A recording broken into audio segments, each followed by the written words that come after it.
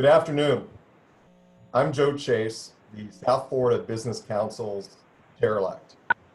Welcome to the South Florida Business Council's webinar series for business leaders. Today's webinar is being recorded for the sole and intended use of the South Florida Business Council and its affiliates, and it is privileged. If you are not registered through the South Florida Business Council, please exit the platform now. Also, we would appreciate it if everyone could turn their cameras off. We'll just make Zoom run a little more smoothly. Before we get started, I want to remind attendees that you can use the chat function to ask questions of Mr. Kitson. With that, it gives me a great deal of pleasure to introduce the chairman of the South Florida Business Council, Jack Seiler. Take it away, Jack. Hey, thank you, Joe, and I appreciate you taking the time to welcome everybody and appreciate your service to the South Florida Business Council and to the business community in Palm Beaches. Also want to give a special shout out to Christine Barney, who was our original chair of the South Florida Business Council. I'm serving as chair this year, and then as mentioned, Joe will be taking over next year, but we are where we are with the leadership of Christine getting us started. Did a fabulous job. A lot of excitement today. Great guest speaker, and really the timing could not have been better. Today's presentation is 2 days after the presentation of the State University System of Florida. There was a lot of excitement and energy on Tuesday when this was presented, and I think a lot of optimism coming out about our state university system. But folks, that starts at the top, and that starts with our special guest today, the chair of the State University System of Florida, Sydney Kitson. Sid is the chairman and CEO of Kitson & Partners, a Florida-based real estate company specializing in the creation and development of master planned communities and commercial properties across the state, including Babcock Ranch in Southwest Florida.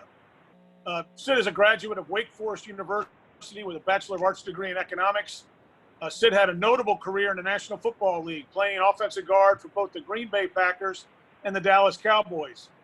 And if you could get by playing for both Green Bay and Dallas, you've got to be able to mix well with people because they were rivals for the last 4 decades. But upon Sid's retirement from professional football in 1985, he began his successful career in real estate and founded Kitson & Partners in 1999. In 2006, Sid completed the historic purchase of Babcock Ranch in Southwest Florida, encompassing more than 91,000 acres, an area 5 times the size of the island of Manhattan. Over 80% of the original land purchase, some 73,000 acres within Charlotte and Lee counties, has been preserved by the state of Florida and by Lee County, and it's the single largest land preservation agreement in the state of Florida's history. Sid lectures at Princeton University and has served on multiple civic, education, and nonprofit boards. In addition to serving as the chair of the Board of Governors for our state university system of Florida, he is also the vice chair for the Florida Council of 100, and he was elected the chair of the Florida Chamber of Commerce Board of Directors in 2016, 2017.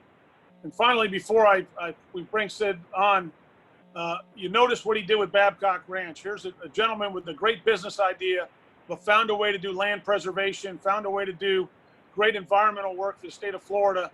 This is a gentleman who thinks beyond his interests, his business interests, thinks about the state of Florida and all Floridians, and he's the perfect guy to be heading up the Board of Governors. I'll introduce to you Mr. Sydney Kitson. Thanks a lot, Jack. I appreciate it very much. I always get a kick out of the notable football career part. If anybody saw me right now, they wouldn't believe it. I lost about 100 pounds, so I don't think I could be a water boy in the league right now. But by the way, I think this South Florida Business Council is absolutely fantastic. What you guys have done in pulling together Miami-Dade, Broward, and Palm Beach, we just need to do more of that. That regional idea. When you come together, you're just so much stronger, and there's so many good things that can come from that. So I congratulate you and applaud you for pulling that together. I know we're here to talk about the reopening of the university system. As Jack said, we did just have our meeting on the 23rd, and I thought it went very well. The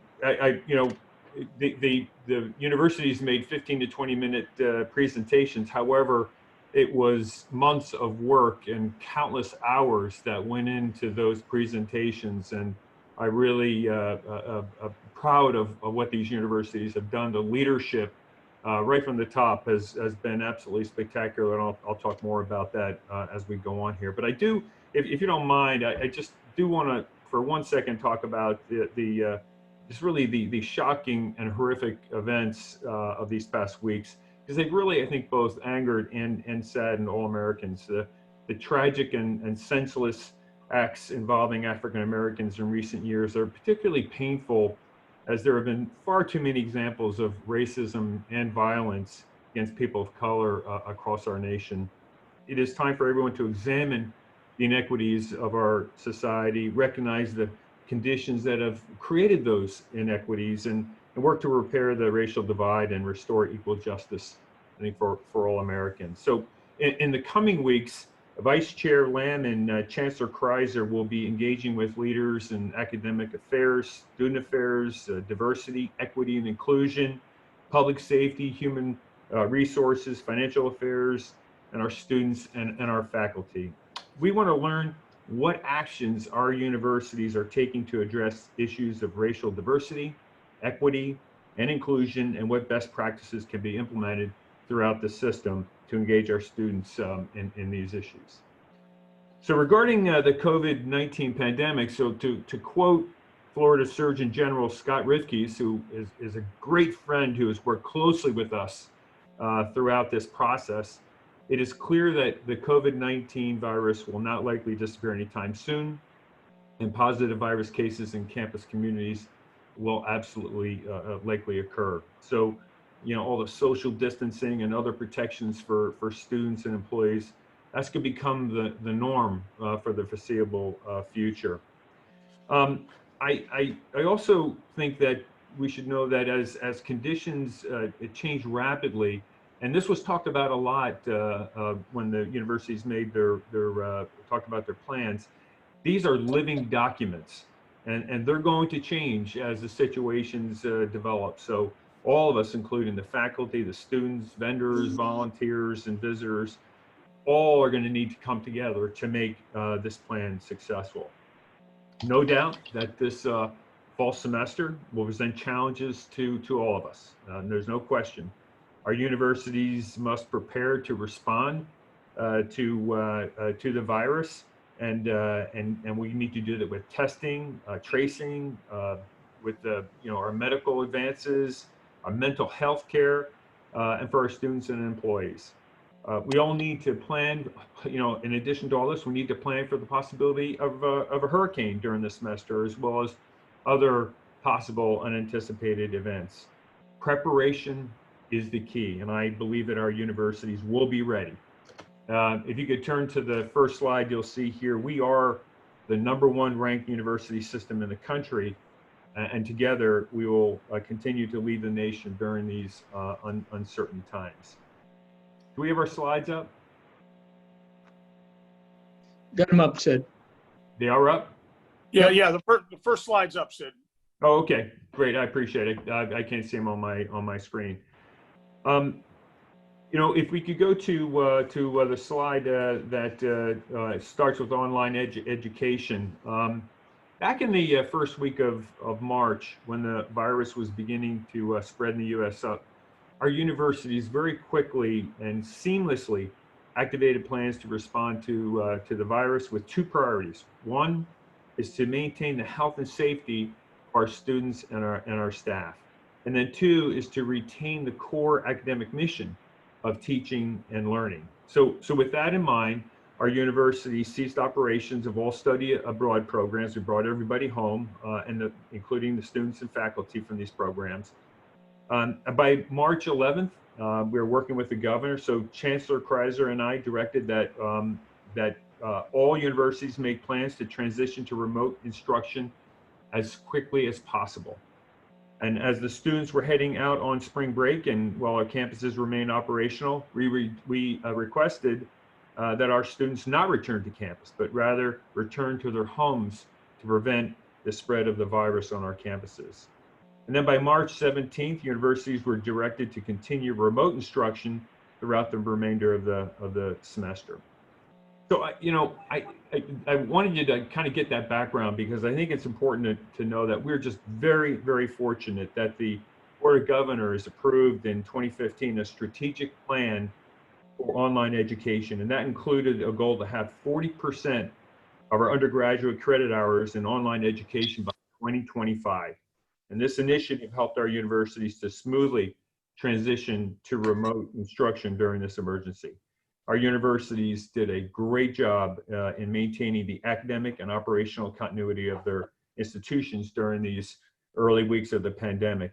In addition, all universities work directly with their students who are faced with personal hardships, and residential students received refunds for the housing and food service contractual obligations. So it was a tremendous shift, but the universities just did a fantastic job, and those students were not cheated out of an education. They graduated and they're prepared for what lies ahead for them. So again, really a terrific job by them. Next slide, please. This will illustrate too for you that 75% of our undergraduate students the year before in 1819 took at least one course online, with 33% of undergraduate student credit hours being in online courses. And I think it's important to understand that because this wasn't new for them. A lot of the students, and many of you I know have students in our university system, take online courses when they're there, and they're very effective. And so again, it was very seamless for them to convert over. Next slide, please. So what we did was when all this started to happen, we realized that this pandemic was not going to be going away anytime soon. We created a task force, and that included the presidents, the board chairs, the Department of Health.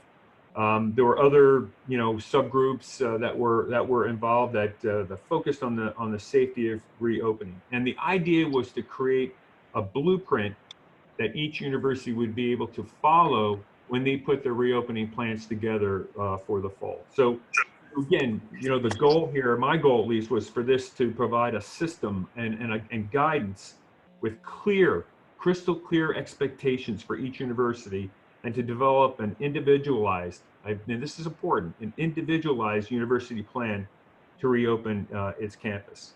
So we provided the State University System of Florida a blueprint for reopening campuses for the fall semester 2020 that identifies critical elements to guide the 12 universities as each one develops that individualized plan that I was talking about.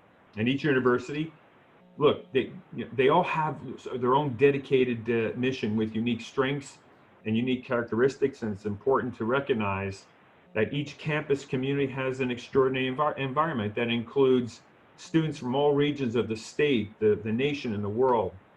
It's the distinctiveness of each university that makes it critical that every plan prioritizes the health and well-being of all students, faculty, staff, vendors, volunteers, and visitors, particularly as all institutions continue to battle the COVID-19 pandemic. So the university plans should anticipate the agility necessary to respond to change conditions and enhance the resiliency of each institution. And equally important to the board is that the 12 universities remain focused and unwavering in the delivery of high quality academic programs and services. A commitment to these priorities will enable our universities to continue to meet the board's academic performance and student success goals. The traditional campus for students will be different from past years. There's no question. This year is going to be different for our students, and they'll be adapted to promote a healthy environment as we all learn to coexist with the COVID-19 virus. As all universities continue to work to enhance health and safety precautions and academic pursuits, social interactions, extracurricular activities, and athletics, it will occur in without a question, new and unique formats that will still be positive and rewarding experiences. Next slide, please. I think, so one of the things we did was we focused on 5 elements to guide the universities. And was our first one of these initiatives, if you will, elements, was a healthy campus environment. And again, I want to emphasize that this is a shared, truly a shared commitment from everybody, from all the students, faculty, everyone. So if we have CDC guidelines that are in place, everyone really needs to adhere to those.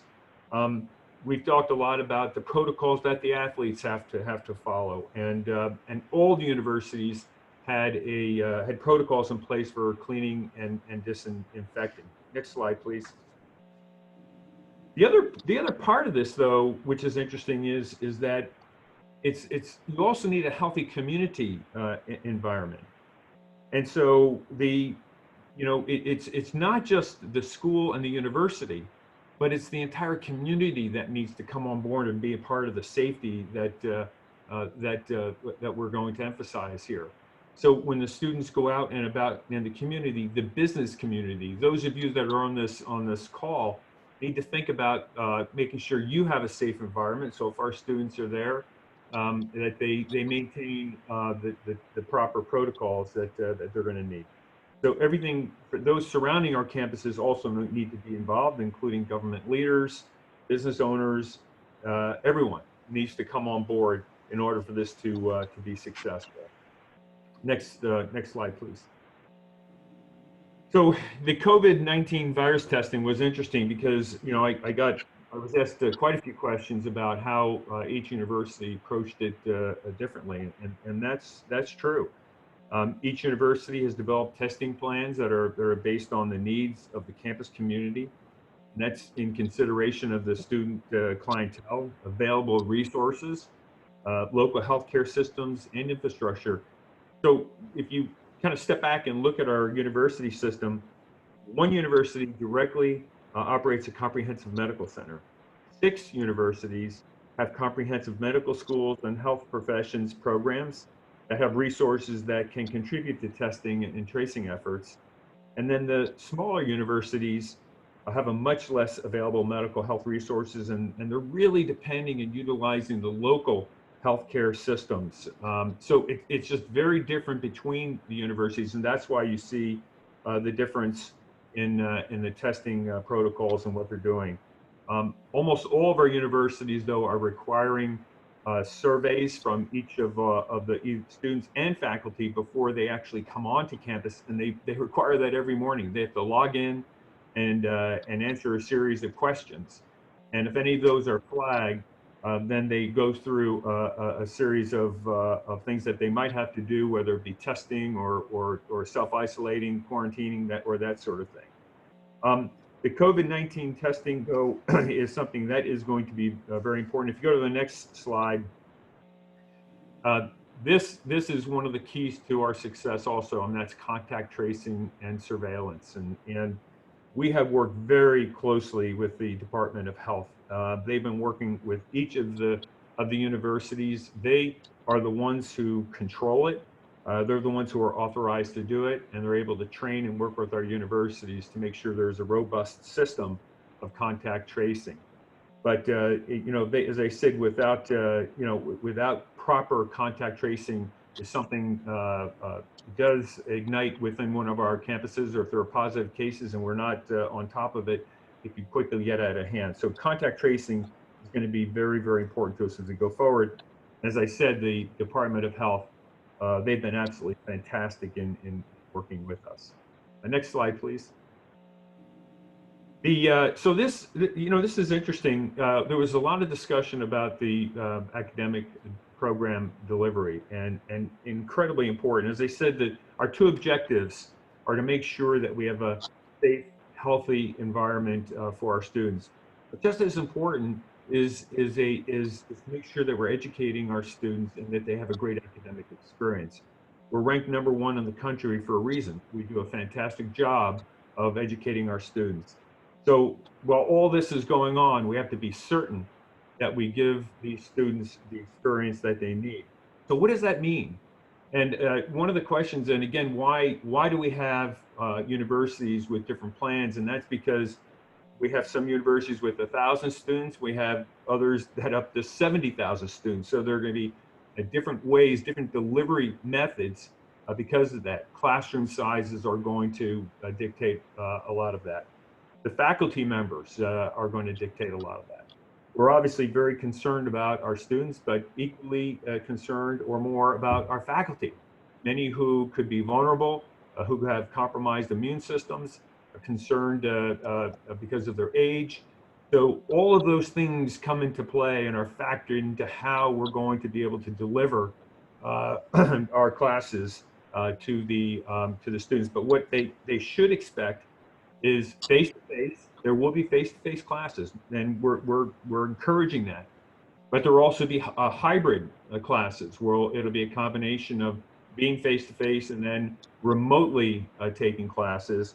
And then, of course, there would be straight online, as is happening even last year for many of the classes and many of the students.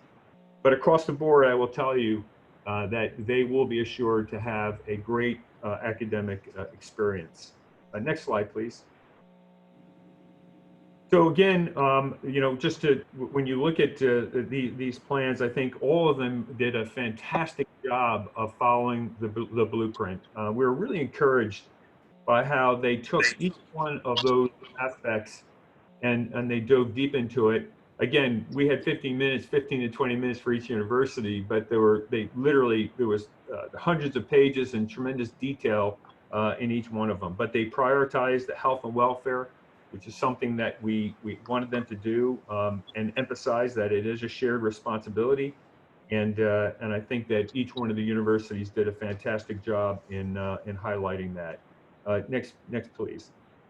And again, what I talked about early is to make sure that the shared responsibility is just not on the campus, but it's the surrounding community. And I can't emphasize that enough. Our students absolutely have got to feel safe when they leave the campus as well as being on the campus. And it's something as we go forward, we're going to be taking a close look at. And I really hope that the chambers step up. I was talking to Mark Wilson about this, and it would be just tremendous if the business community came together and did its job in helping to protect our students so that so the spread of this virus can be contained, particularly on our campuses. Next slide, please. One more slide. Again, I do want to say that the training of the students, the faculty and the staff is going to be critical for us, and all the universities did a very good job of talking through that. They did a great job of talking through the testing and the tracing and how they're going to do it, their surveillance strategies. Again, different in different places. There were some very, very unique ways that these universities were going to approach it, and I applaud that. We also are going to be, each university is going to be reserving space in the dorms or off campus for those that are positive cases, so that the student can come in and isolate properly and quarantine properly, and also be at the same time they'll be fed, they'll be cared for, and they'll be able to continue to take their classes during the 14-day isolation period. Next slide, please. One thing that we talked, one back, there we go. One thing that that we did talk about, and I'm looking forward to taking questions. We talked a lot about this, and 10 of the 12 universities have shifted their schedules, and it's really interesting. But and this is being done, I think, throughout the country. I had a chance to talk to numerous presidents throughout the country about what they're planning on doing, how they're going to go about educating their students this year. And a common theme was to bring them on campus and have them stay on campus, not do a fall break. And then when they got to Thanksgiving, once they leave for Thanksgiving, for them to be able to stay home. They could come back if they wanted to, but it's to encourage them to actually stay home and then finish those last 2 weeks online. And generally, those last 2 weeks are exams.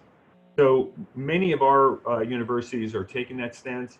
Some don't believe that it's required because many of their students actually live at home. So the idea of stopping at Thanksgiving didn't seem as necessary. But it is something that that a lot of our universities are doing, and I think you'll see that type of scheduling across the country. This is a very, very, very high level overview of what we went through last Tuesday. I just really want to tell you, be very proud of the presidents and the leadership at our universities. They did a great job. They've taken this not only incredibly seriously, but have almost dedicated their lives to making certain that all these students are going to be safe, that the faculty is safe, and that they still get a great education. But the leadership has been fantastic, and I've been very proud to be a part of it. And that is my presentation, and I look forward to answering any questions that you might have. Well, Sid, thank you. And that's obviously a very positive presentation. It's something that I think we all needed to hear, especially here from the business community. I have about 7 or 8 questions. I'll leave out the questions about the Packers and Cowboys. I'll keep those out of there, but they were interjected. But let me get to the chat room. I had a few questions asked in advance. First one, Sid, is, all businesses, just like parents, and really all Floridians, are very proud of the state university system and the numbers that you've achieved. Is there something that we can do more to promote that on the national level, to let everybody know what outstanding universities we have and what outstanding graduates we're producing? Yeah, boy, I tell you, that's a great question, Jack, and it's something that's been frustrating, I think, for a lot of us. Before, the COVID-19 became the topic of conversation, one of the things that I talked about last January was let's not keep it a secret that we have the #1 university system in the country. And it's frustrating when you go around and businesses that potentially are looking to move here don't understand what we've accomplished here. I do think that the business community in working with us is going to be very, very important going forward.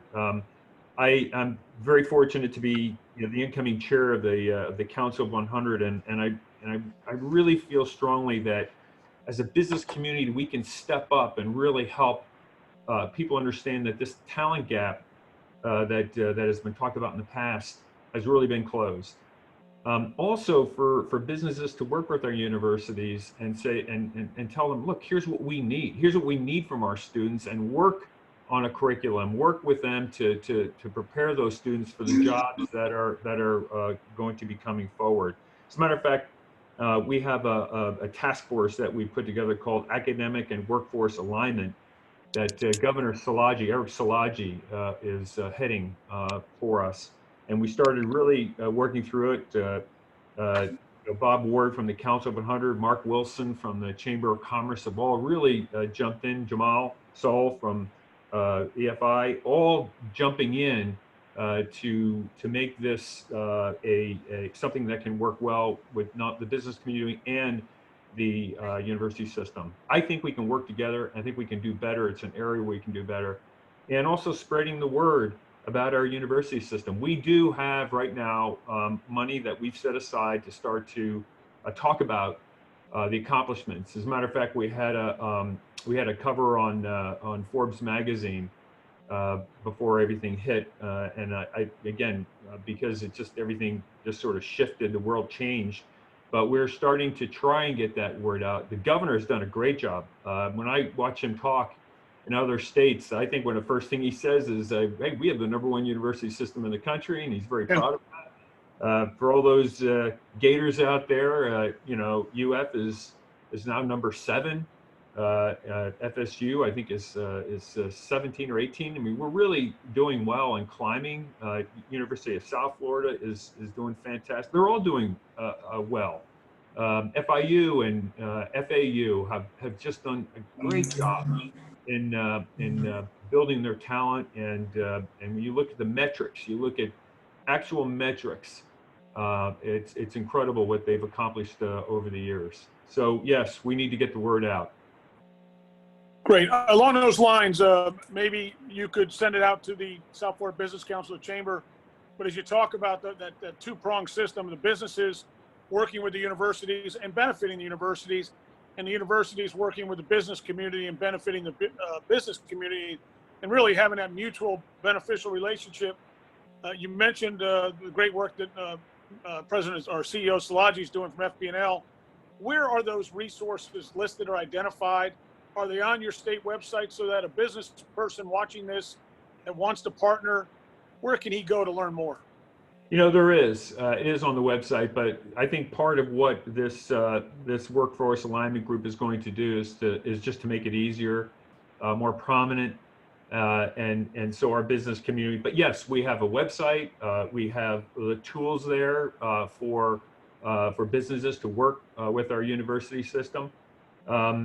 You know, but again, we can do better, and that's exactly what this task force is going to do.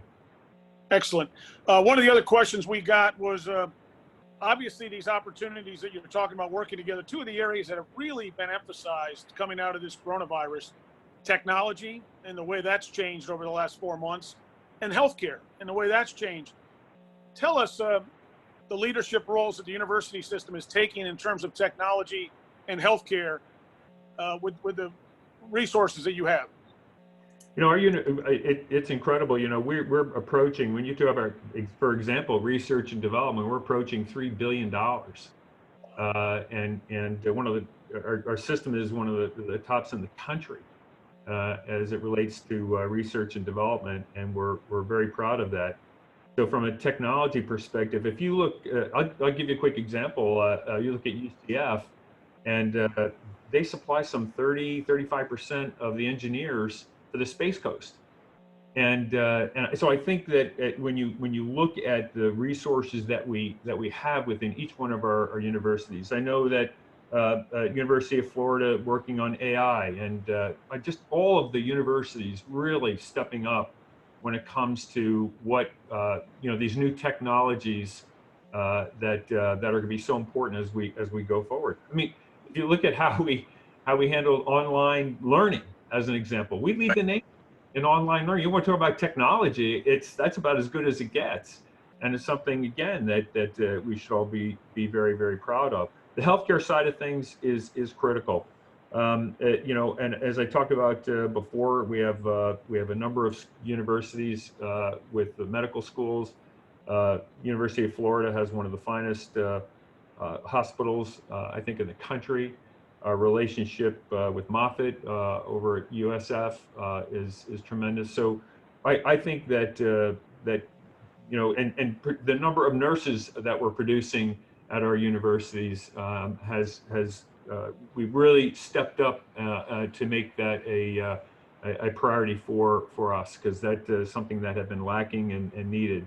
So, you know, again, the healthcare system in Florida is extremely important. Our universities are stepping up, every one of them, to help fill the gaps that are needed in that sector.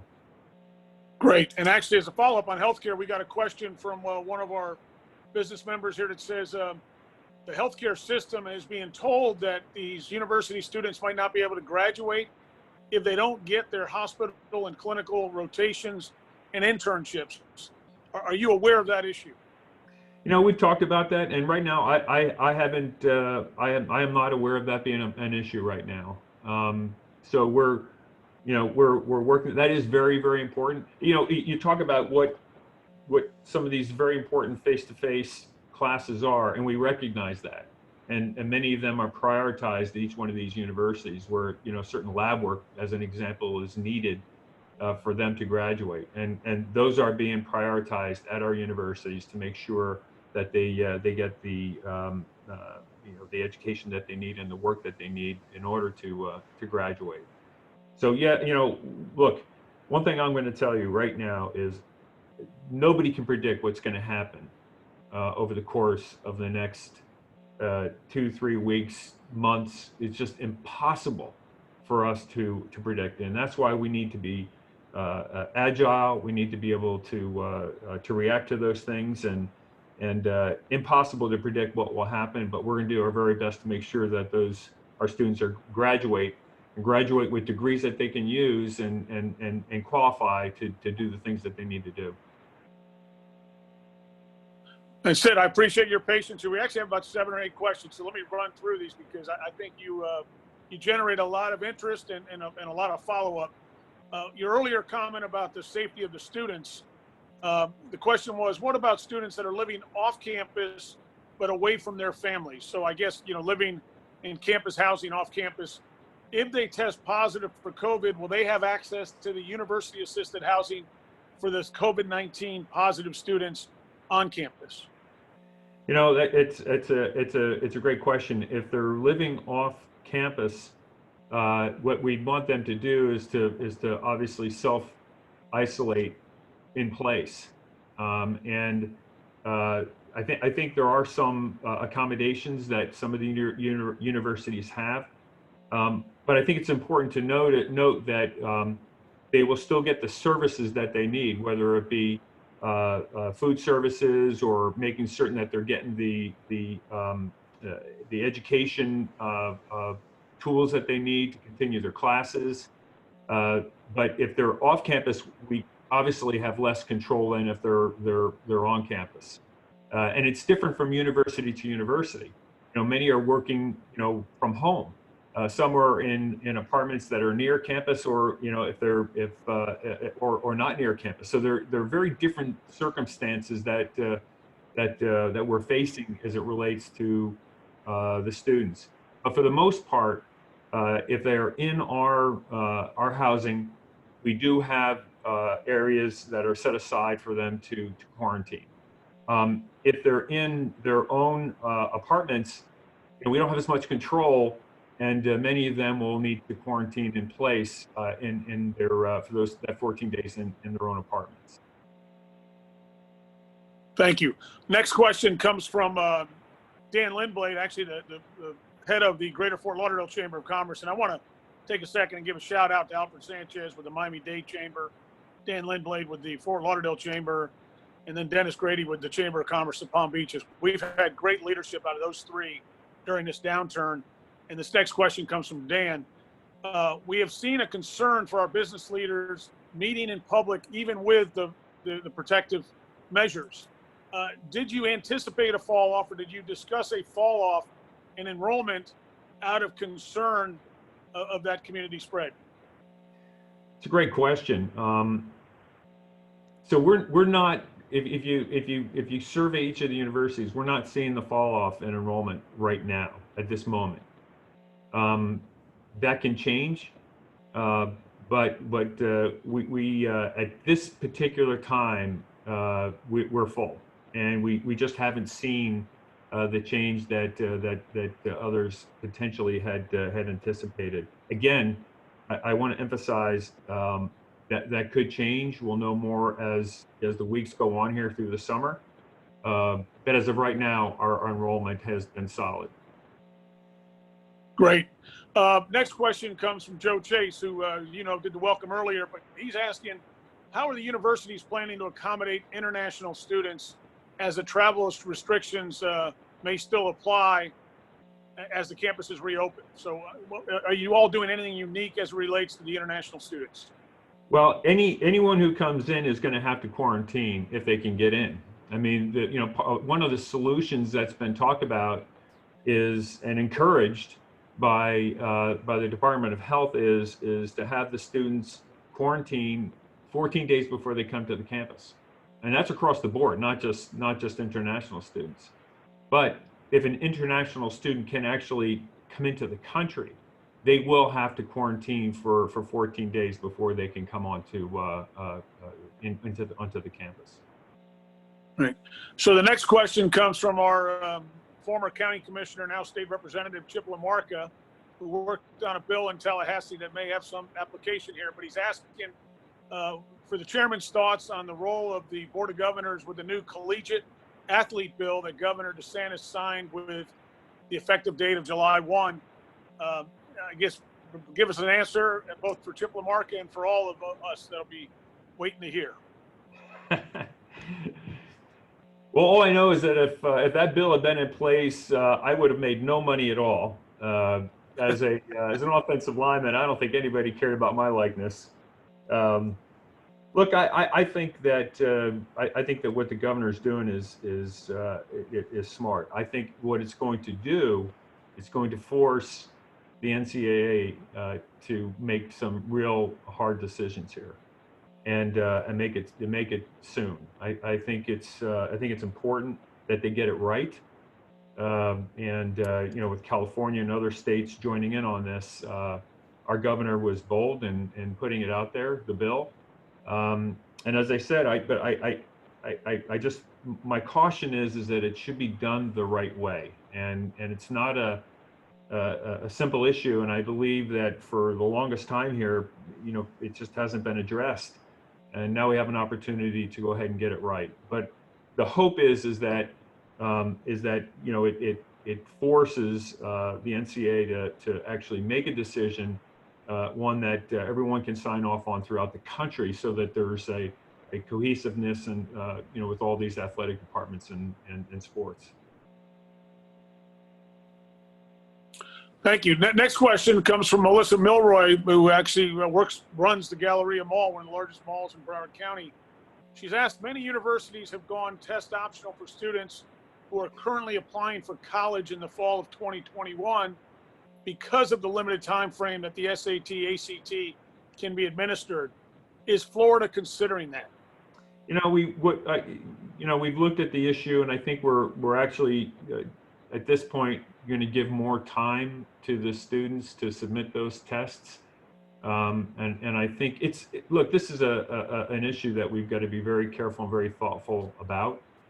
And I think at this point, we're having we're just giving the students more time to, in their applications to provide those scores. Great.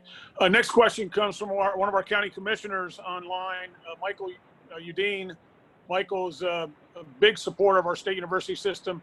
He has commented that over the past few years, many of the real estate closings that he has done, especially with people from the Northeast, they all emphasize the Florida universities being a huge draw. And is that something along the lines, have you seen that in Southwest Florida with your Babcock and with other projects you worked on, that state university system is in fact a huge draw to people coming down from the Northeast that have that love for education but want that Florida lifestyle? I think the state university system is one of the biggest economic drivers in the state of Florida, and I agree 100%. And yes, we do see that in our communities where and it's twofold. It's people wanting to come down because they want their kids to go to the schools. They're affordable, and not only affordable, but obviously you get a great education. You compare us to the rest of the nation, and our cost of a degree right now is under $10,000, and it's just remarkable when you compare it to other states. But at the same time, you're getting a great education. So it is absolutely attracting people to come down. And I know many of you out there are seeing other businesses coming down to Florida. Yes, we have a great business climate for the most part. We have issues, but we have a good business climate. Low taxes. Regulations have been reduced significantly. There are just a number of things, from a business climate perspective that have been helpful. But when you have a good university system, it is key to attracting new companies coming down. You talk about, for example, we talk about light industrial, and when you talk about light industrial now, it's a whole different world. It's robotics and other technologies. So it's not what everybody thinks of when they think of the light industry of the past, and we're putting out students that can handle those jobs. Obviously you started off your comments today, your remarks today, with very powerful message about race relations, very powerful message about making sure that we properly address this. One of the questions that came in is, do you anticipate large protests related to the Black Lives Matter movement and movements of that nature as the students actually return to campus in the fall? You know, it's very possible, and I would expect them to be peaceful, and meaningful, and so yeah, I think that I think it's something that we should anticipate. You have the Republican National Convention coming to Jacksonville, and it's going to be 1 week after our students come to campus at the University of North Florida, as an example. But again, I think that I think our students are likely to want to express themselves, and I think it is something that we should anticipate. And the next question comes. I have about three questions left. If you can stay us, we're going to end this, as I mentioned, at or before 3. But if you can stay with us, Sid, for about 3 or 4 more questions, they're flying in here, and I'm trying to filter them. The next question came in from Ann Inacetti. Do the universities have a plan for students with underlying health conditions who may not feel comfortable coming back to in-person classes, but wants to get back to the university curriculum? Yes, absolutely. Yes, our online system will allow students who do not want to come in. Well, our remote learning, because there are different modes of learning that we have available. But for those students who are not comfortable, who have potentially compromised immune systems, absolutely they can go online or have remote types of learning available to them, so they will be able to get the courses they need and the education they need, and not miss a semester. Okay, and as a follow-up to that, Amy Brand had asked, so students will have that choice as to the format. Is that what you're saying? Yes, they will have a choice. Okay. Couple last questions. One of these here is from Christina Fisher from the Broward Education Foundation. There were numerous homeless students that were provided scholarships and housings at Florida universities. Is there supplemental funding available to provide, I guess, assistance to them if they are infected with the COVID-19? Any specific way to address that, or does that just fall under a kind of a case-by-case basis?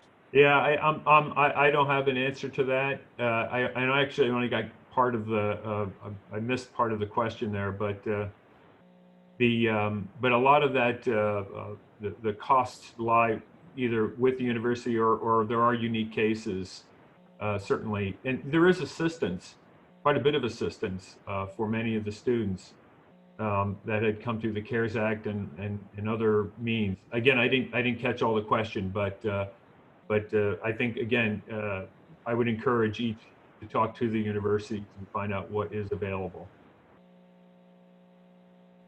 Okay. My last 2 questions.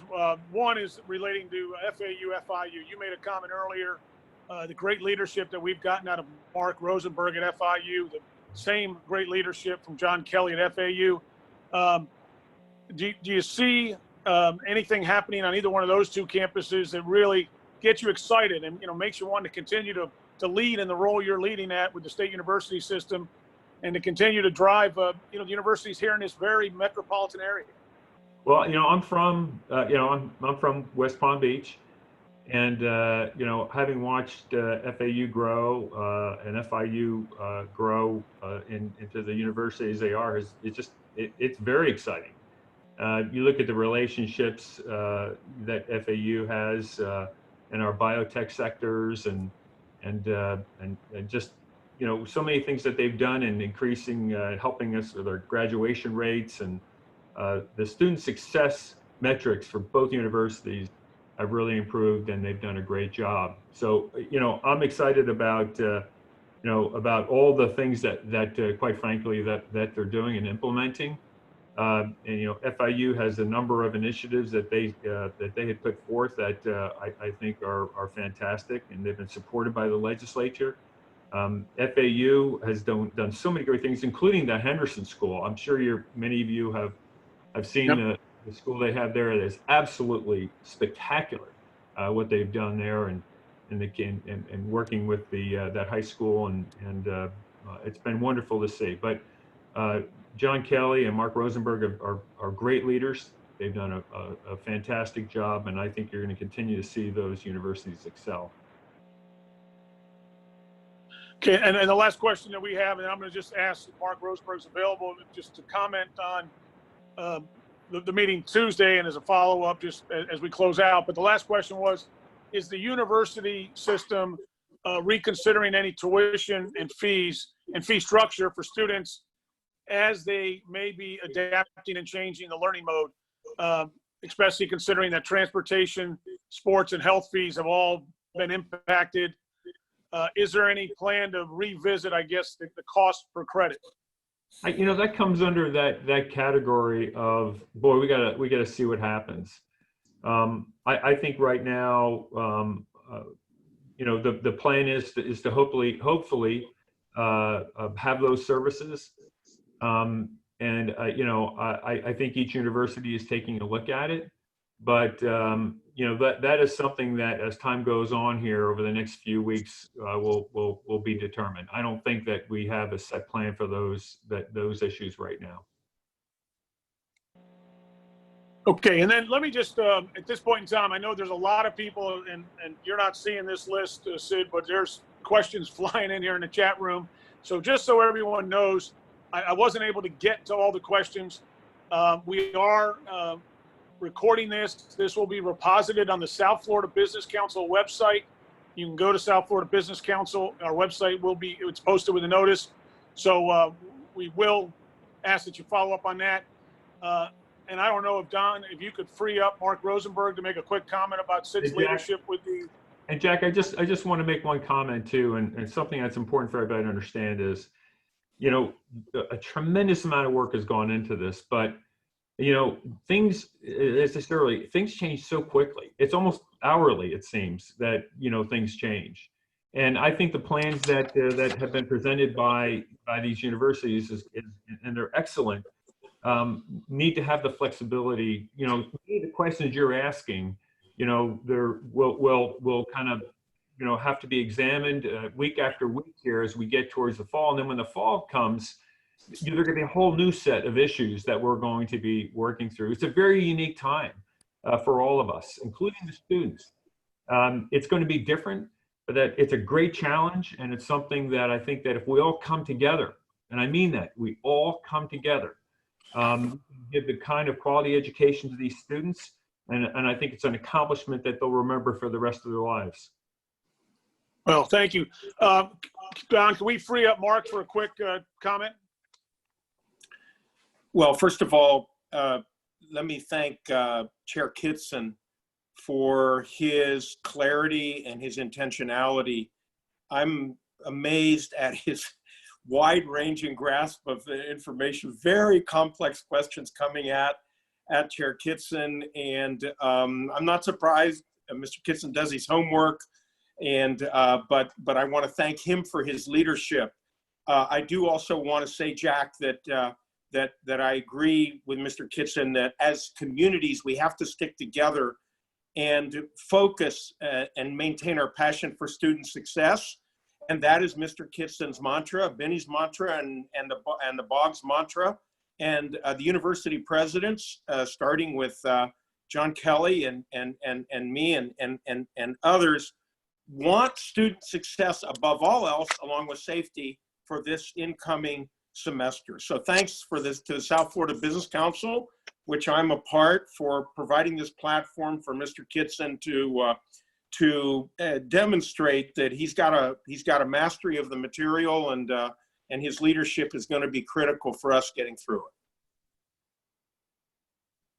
Well, thank you, Mark, and appreciate that. Folks, as we close this out, I want to thank all the people that joined us and participated. I apologize to those that I did not get to with the questions as they were coming in fast and furious there. But I do want to thank everyone for participating.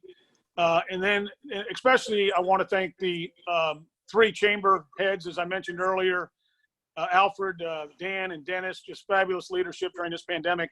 And in closing, Sid, thank you for being at the helm. Thank you for stepping up a member of the business community, a private sector individual. And thank you for caring about higher education and caring about our university system.